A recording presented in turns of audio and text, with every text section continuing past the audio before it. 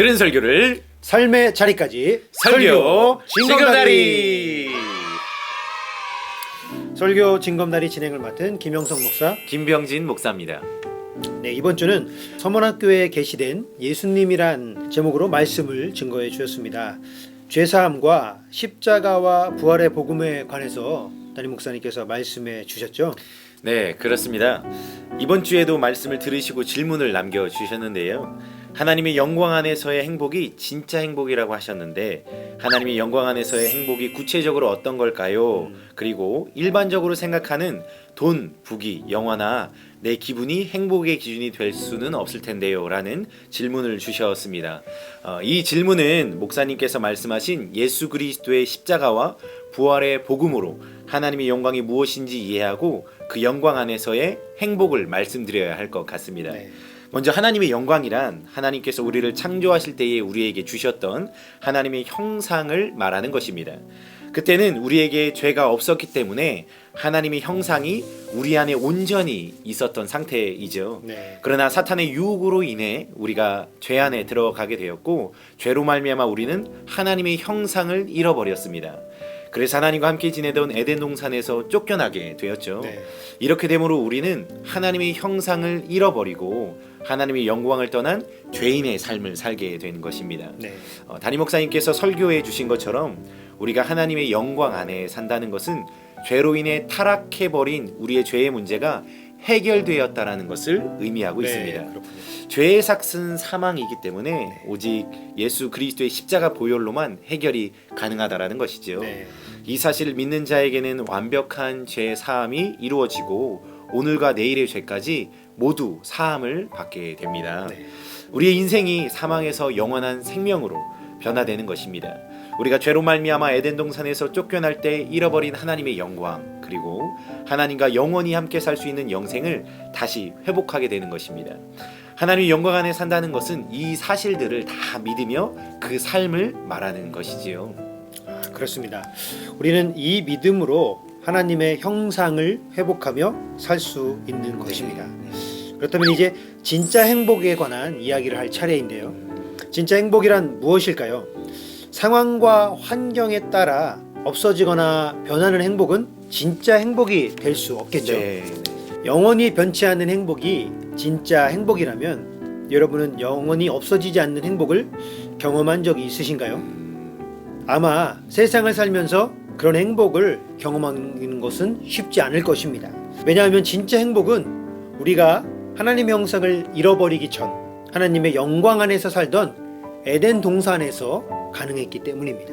결국 우리에게 죄의 문제가 남아있는 한 진짜 행복은 경험할 수 없다라는 것이죠.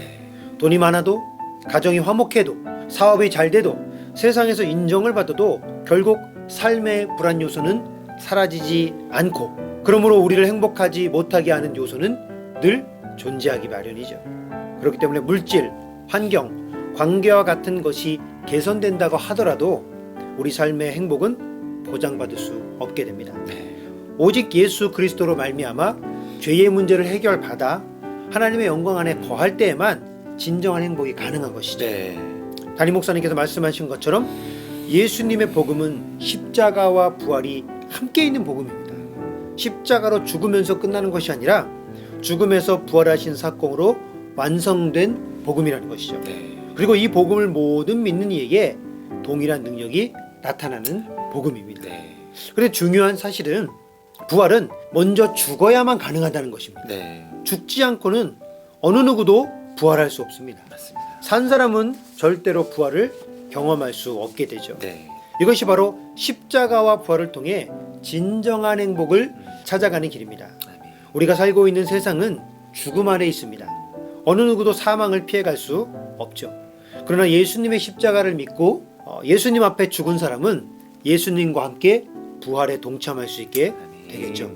부활은 죽음을 이기는 것이고, 이 죽음을 이긴다는 것은 죄를 이기고 죄로 인해 발생하는 모든 것을 넘어서는 것을 의미하겠죠. 죄 때문에 발생하는 모든 불행도 넘어설 수 있다는 의미입니다. 네, 맞습니다. 우리는 이 사실을 믿고 나아가야 합니다. 네. 행복을 위해서 우리는 먼저 십자가를 향해 나아가야 하는 것입니다. 날마다 예수님의 죽음에 동참해서 나를 부인하고 나의 자아를 십자가에 못 박는 삶을 살아야 합니다. 그래서 나의 판단, 그리고 세상의 판단, 그리고 가치와 평가, 야망과 같은 모든 것들을 십자가 앞에 내려놓을 수 있는 믿음의 결단이 우리에게 필요한 것 같습니다. 네, 우리가 부활의 능력을 경험하지 못하고 두려워하는 이유는 바로 십자가 앞에 죽지 못하기 때문일 것입니다. 네. 내 안에 가득 차 있는 어떤 세상의 기준과 가치들을 죽이고 십자가 앞에 나아가 부활의 능력이 내 안에 실자가 된다면 우리는 그 안에서 누리는 진정한 행복을 경험할 수 있을 것입니다. 네. 저도 어린 시절 부유한 환경에서 자랐습니다. 근데 그때 진정한 행복을 누리지 못했어요. 오히려 그 물질이 저와 저희 가정을 더욱 힘들게 했습니다. 지금은 그 물질을 가지고 있지 않지만 그 물질로 인한 고난 속에서 하나님께 내려놓는 깨달음을 경험하게 되었고, 네. 그러므로 말미암아 예수님 안에서 진정한 행복을 찾아 지금은 돈이 없지만 행복한 삶을 살고 있습니다. 그렇습니다. 사랑하는 성도 여러분, 우리는 십자가를 믿고 그 앞에서 죽을 때에 부활의 능력을 경험할 수 있습니다. 아멘. 하나님께서 예수 그리스도를 통해 우리에게 주시고자 하시는 구원의 능력 중 하나가 바로 진정한 행복을 경험하는 것입니다.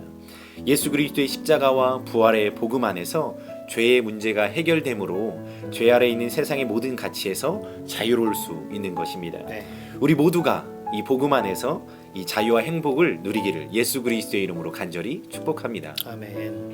네, 이렇게 오늘도 설교 증검다리 시간이 마무리가 되었습니다. 네, 많이 아쉽네요. 네.